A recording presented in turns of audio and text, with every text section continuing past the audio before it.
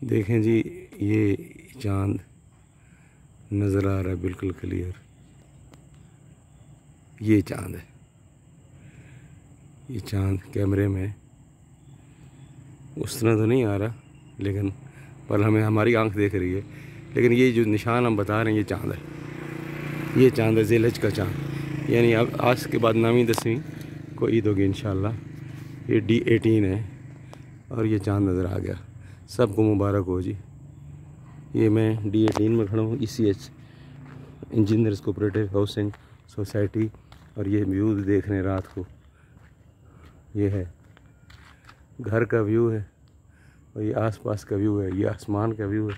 और दोबारा हम आपको उसी जगह पे ले जाते हैं कि ये चांद नज़र आ रहा है बिल्कुल क्लियर।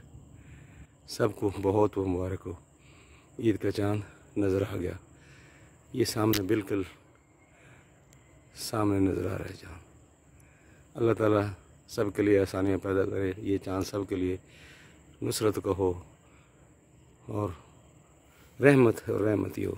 अल्लाह ताला कबूल फरमाए। नाज़रीन, ये चांद का नज़र आ गया, सबको मुबारक हो।